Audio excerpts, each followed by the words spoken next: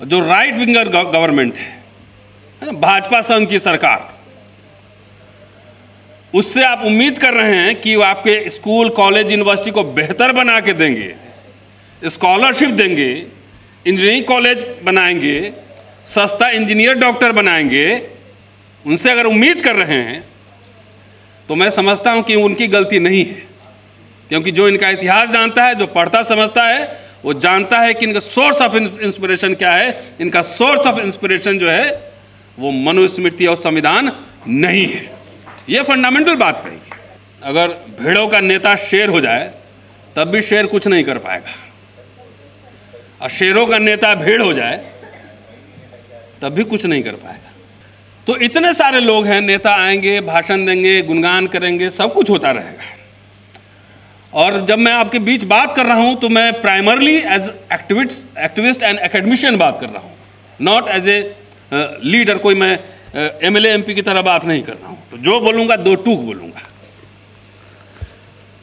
क्या ये जो घटनाक्रम हुई है इधर,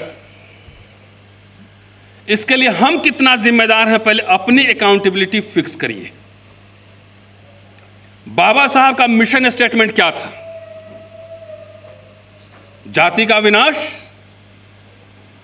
हम अल्पसंख्यक हैं, हमें सुरक्षा चाहिए, शिक्षा और रोजगार हमारे जीवन मरण के लिए, हमारे समाज के लिए जीवन मरण का प्रश्न है। यह था उनका मिशन स्टेटमेंट। आप में से एक बात बताइए मुझे, बाबा साहब के बाद एजुकेशन, रोजगार, इंस्टीट्यूशन किसी दलित एजेंडा पे रहा तो हम अपनी जिम्मेदारी फिक्स नहीं करेंगे। हमारे एजेंडा पे क्या था? सारे लोग अभी रिटायर करेंगे, इसमें से ज़्यादातर रिटायर होने वाले लोग ही होंगे, और सरकार जो अभी जॉब में होंगे कम ही होंगे, क्योंकि अभी सबकी निगाह वहाँ से निगाह इधर रहती है, कौन कौन अटेंड कर रहा है। और मुझे उन्होंने प्रोफेसर कहा, मैं प्रोफेसर नहीं हूँ अभी, मैं एसोसिएट प्रोफेसर हूँ, और मुझे इस बात का गर्व है। थैंक्स मोदी जी, अमित शाह।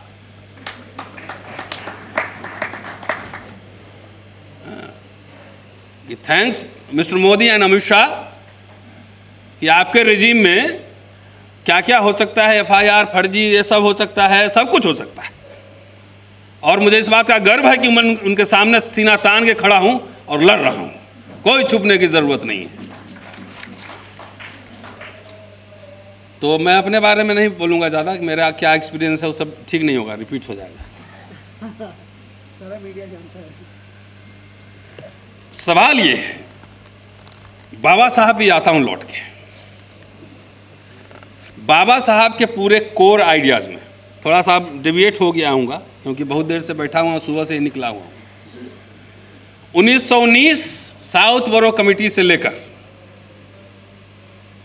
और जब कांग्रेस मंत्रिमंडल में शामिल हो रहे हैं, नोट कीजिएगा, क्रोनोलॉजी दे रहा हूं,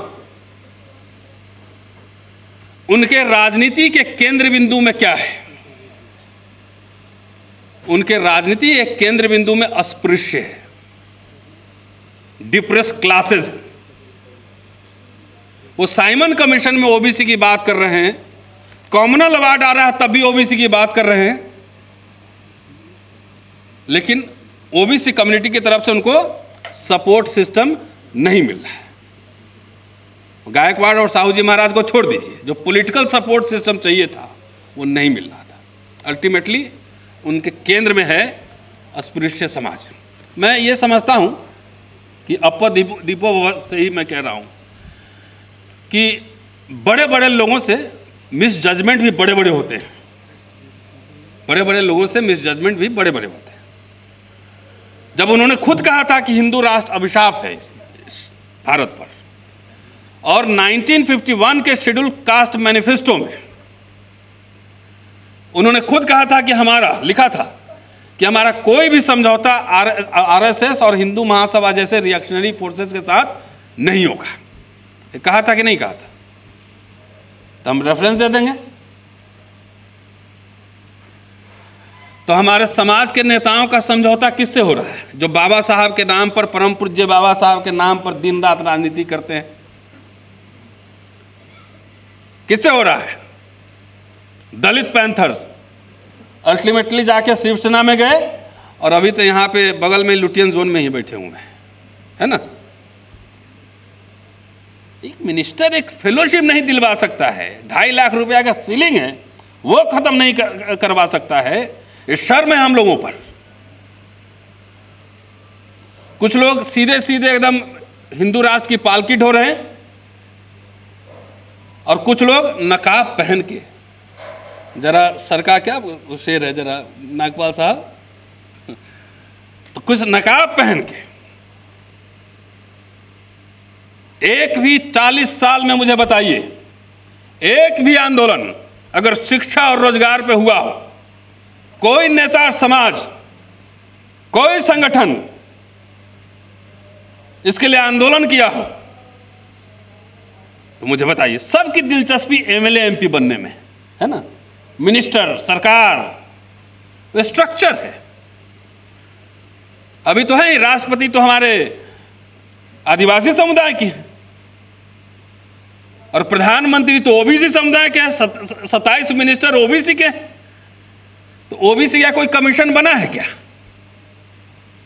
नॉट फाउंड सुटेबल सबसे ज्यादा इस रिजीम में हो रहा है। 28 साल मुझे पढ़ाते हो गए। अभी एक साहब मिले थे तो भी परेशान थे, क्योंकि आप लोग प्रोटोकॉल में ज़्यादा रहते हैं, हम लोग का कोई प्रोटोकॉल नहीं है। प्रमोशन रोक सकता है, छुट्टी ये कर सकता है, यही सब कर सकता है और जिससे ज़्यादा नहीं कर सकता है। ट्रांसफ़र भी हमारा नहीं होता है, जहाँ जिसके छाती में बैठ गए सीधा, जो होगा देखा जाएगा। तो 14 से इधर बात कर रहे थे, बोले उधर आप भी नौकरी किए थे, हम भी किए थे। ऐसा सिचुएशन देखे थे क्या सरकारी बाबू लोगों का? डर के मारे एक एक जो है ना, अपना मोबाइल भी अगर बजता है तो उठाने में डरता है। सारे बाबू लोग को निजी स्टाफ बना लिया है, ये तथ्य है। एक आदमी कुछ नहीं बोल सकता है। तो जो नशा चढ़ा था ना, बाबा साहब से मैंने कहा कि बड़े लोगों से हिस्टोरिक मिसजजमेंट हो सकता है, ये मेरी व्यक्तिगत राय है, मैं किसी पे थोपना नहीं चाहता। जब कांग्रेस मंत्रालय में गए थे बाबा साहब, तो आप भाषण जाकर पढ़िए, या उसके पहले संविधान सभा में जब गए थे तो भाषण उठा के पढ़िए उनका। मेरी नेक्स्ट बुक आ रही है, उसमें सारे आपको दस्तावेज मिलेंगे। उन्होंने कहा था कि संविधान सभा में मैं सिर्फ इस आशा से, उम्मीद से आया था कि मैं अपने अनुसूचित जाति के लोगों के हितों की रक्षा कर सकूं, इसलिए आया था। लेकिन मुझे इसका ड्राफ्टिंग कमेटी का चेयरमैन बनाया जाएगा, खुशी का अंदाजा नहीं था मेरा। उनका स्टेटमेंट है, मेरा नहीं। जब कांग्रेस मिनिस्ट्री में शामिल हुए तो लखनऊ में उनका भाषण है कि हर समय लड़ते के लिए नहीं लड़ते ना, 25 साल से मैं कांग्रेस से लड़ता रहा, लेकिन कांग्रेस मंत्रिमंडल में इसलिए शामिल हुआ कि मैं अपने समुदाय के हितों की रक्षा कर सकूं। कि हर समय लड़ते रहना अच्छी बात नहीं है, समझौते भी करने पड़ते हैं राजनीति में। ये बाबा साहब के 24-25 अप्रैल 1948 लखनऊ शेड्यूल कास्ट फेडरेशन का अधिवेशन। अब थोड़ा ब्रेक देता हूं, 51 में आता हूं, उसके बाद फिर लौटूंगा इधर। 1951 इलेक्शन, फर्स्ट लोकसभा, उनका पंजाब में लुधियाना जलंधर का भाषण उठाकर देखिए। क्योंकि उस समय कांग्रेस ही एक अकेली पार्टी थी ना, बड़ी पार्टी थी, तो लड़ाई किससे होती? जाहिर है कांग्रेस से होती। उस समय तो जनसंघ और ये सब था, कुछ पहचान भी नहीं था। और बाबा साहब को उम्मीद थी कि पिछड़े वर्ग के समुदाय के लोग हमारा साथ देंगे, लेकिन पार्टी का नाम क्या था? Schedule caste federation. पंजाब में जाके भाषण दे रहे थे बाबा साहब। आज ही मैं सुबह 4 बजे पढ़ा हूं कि ये पॉलिटिकल रिजर्वेशन 10 साल के लिए है, 10 साल के लिए है। और 10 साल के बाद जो है ना, तुम्हें कोई पूछने वाला नहीं होगा। एब्सोल्युटली एब्यूज कर रहे हैं अपने समाज को एक तरह से, कि कोई पूछने वाला नहीं होगा। और नौकरी 1942 में आंकड़ा दे रहे हैं ग्रीवांसेस ऑफ शेड्यूल कास्ट 1056, आंकड़ा मैं भी थोड़ा दे दूं, 1056 ICS अधिकारियों में से सिर्फ एक शेड्यूल कास्ट है, वो भी नॉमिनेटेड। 1919 में बॉम्बे प्रोविंस में एक शेड्यूल कास्ट ग्रेजुएट था, 1942 में 500 होता है। तो एक था जब 1942 में, तो 40 साल के अंदर 82 में 20 लाख कर्मचारी हो जाते हैं, आप जैसे साहब लोग हो जाते हैं। क्या यह कम बड़ी उपलब्धि थी? जरा सोचिए, दिमाग पर जोर दीजिए। अरे एमएलए एमपी तो दर्जन भर रहेगा, लाखों लाख नौकरियां ओएनजीसी के साथ बैठे हुए हैं। जवाहरलाल नेहरू ने बनाया था और उसमें 30,000 कर्मचारी थे, साहब ने छांट दिया 7,500। ठीक कह रहा हूं? अभी 7,500 कर्मचारी भी SC ST के होंगे और 1 लाख एवरेज अगर मिलता होगा सैलरी, तो 900 करोड़ रुपया पर ईयर इनके घर में जाता है। ये मजाक बात है? कभी आपको सोचवाया नहीं गया ऐसे? खाली जिसको देखो खाली राजनीति 99.9% लोग हमको शेड्यूल कास्ट को मिलते हैं, सब वो कीटाणु काटता रहता है माथा में। ऐसे रात में गुदगुदी वाला सपना देखता है कि अगला कैबिनेट मिनिस्टर का वो थम ही ले रहे हैं। 20 लाख बाबा साहब जो कह रहे थे 51 में,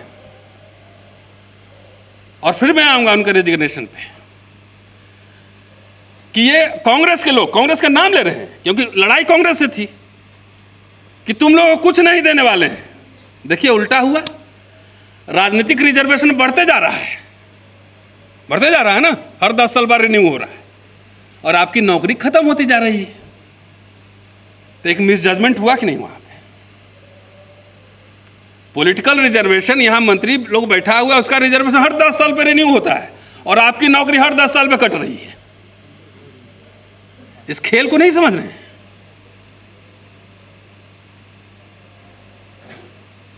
जब मैंने कहा ना कि जब शेड्यूल कास्ट के हितों की रक्षा के लिए मैं यहां खड़ा हूं और कुछ बोल रहा हूं, तो सबसे पहले मेरा काम है जिस समाज में मैं पैदा हुआ हूं, जात में नहीं। अब तो जात की पार्टी बना के सब ख्वाब देख रहा है कि मैं CM बनूंगा। सबसे पहली जिम्मेदारी मेरी उस समाज के प्रति है जिस समाज में मैं पैदा हुआ हूं। यह भी बाबा साहब का ये स्टेटमेंट है। तो पूरा दुनिया का ठेका लिए चले फिर रहे हैं ना, SC ST OBC माइनॉरिटी सबको हम ठीक कर लेंगे। ये दलित सब तो अपने जात में बैठ के मारपीट किए हुए, मुठभेड़ कर रहा है दलित जातियां आपस में, मुठभेड़ कर रहा है। नहीं कर रहा है? बताइए। चलिए आंध्र प्रदेश तेलंगाना माल मदिग्गा, कहीं मांग महार चमार चल रहा है, कहीं चमार पासी चल रहा है, कहीं चमार वाल्मीकि चल रहा है कि नहीं चल रहा है? बाबा साहब ने जोड़ा था हजारों जातियों को, और हम लोग खाली वो पॉलिटिकल कीटाणु के चक्कर में मेरी जाति का इतना वोट है, मुझे एक टिकट दो। वो टिकट मांगने वाला बाबा साहब बोले थे, गवर्निंग कम्युनिटी बोले थे। गवर्निंग कम्युनिटी का मतलब नेता बैठा हुआ नहीं, गवर्निंग कम्युनिटी का मतलब people like you, the intelligentsia, the intellectuals, the professionals. अब AI पे बोल रहे थे साहब, यहां बैठे हुए हैं, अपने मंत्री से जाके पूछिए AI के बारे में, उसको कुछ नहीं पता होगा। तो बाबा साहब इनकी बात कर रहे थे, इसलिए उन्होंने कहा था कि शिक्षा और रोजगार हमारे समाज के लिए जीवन मरण का प्रश्न है। मैं समझता हूं, मेरी समझ अब बन रही है कि बाबा साहब अगर कांग्रेस में ही कंटिन्यू कर रहे रहते ना जवाहरलाल नेहरू के साथ, तो दलित समाज के लिए और भला कर जाते। और इसका एग्जाम्पल मैं दे सकता हूं। भाई नेहरू भी सोशलिस्ट थे ना, RSS नहीं थे ना। नेहरू RSS नहीं थे, he was modern educated man, western democratic socialist value के साथ आए थे यहाँ पे। उनको देश चलाना था, कई तरह के फोर्सेस के साथ अलायंस करना था। ये अभी भी हो रहा है। हमारे लोग तो सीधा RSS से मिलकर सरकार बना रहे हैं, बीजेपी से खुलेआम। थोड़ा दिन अगर साथ रह जाते, और इसलिए कि बाबा साहब जब कह रहे थे कुछ नहीं मिलेगा 51 में, तो बाबा साहब का तो 56 में परिनिर्वाण हो गया। तो फिर इस सरकारी संस्था बनाने की क्या जरूरत थी? School college freeship. सुनारे साहब कितना फीस दिए थे इंजीनियरिंग कॉलेज में? कितना फीस दिए थे सुनारे साहब? नहीं, कितना फीस था? इंजीनियर आप लोग बैठे हो, कितना फीस देके पढ़े? 3,500 था। आज पूछिए तो इससे सवाल नेताओं से, अपने आप से, अपने समाज से पूछिए कि हम फ्री में पढ़ा। भाई दिल्ली यूनिवर्सिटी में 400 रुपया फीस में पढ़ा हूं मैं। अब फेलोशिप कितना मिलता था? है नहीं, सांपनाथ है तो नागनाथ है, तो ये है तो वो यही है। क्या दलित समाज अपने ताकत के बल पर मैं चुनौती देता हूं, पूरे भारत में 5 MP जितवा सकता है? तो अनरियलिस्टिक ड्रीम्स क्या है देख रहे हो? ढोल ताशा लेके बजा रहे हो कि खाली CM PM बनना है। अरे हमारा मिडिल क्लास खत्म होते जा रहा है। जिसका मिडिल क्लास बुर्जुआजी नहीं होगा, जिसके प्रोफेशनल्स नहीं हो सकते,